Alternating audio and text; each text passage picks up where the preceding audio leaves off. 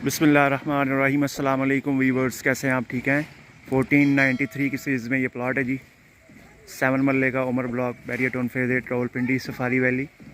7 मरले का ये प्लॉट है। पीछे वाले जो प्लॉट हैं वो डाउन है, और इस तरफ वाले जो प्लॉट हैं जिसकी फ्रंट इस तरफ है, जैसा कि ये घर बना हुआ है, ये ज़रा अप लोकेशन पे है और ज़बरदस्त लोकेशन बनती है ये। इस तरह से आपको बैरिया हैमलेट की एग्ज़िट मिल जाती है, जापान रोड की एग्ज़िट मिल जाती है और गीगा माल की तरफ एग्ज़िट मिल जाती है। और ज़बरदस्त लोकेशन का ये प्लॉट है 7 मरले का।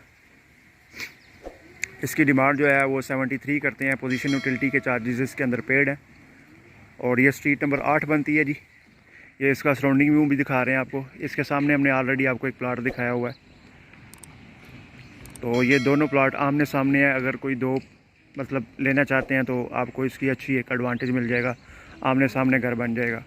दो फैमिलीज़ के लिए भी अच्छी ऑप्शन है, दो भाइयों के लिए भी अच्छी ऑप्शन है रहने के लिए।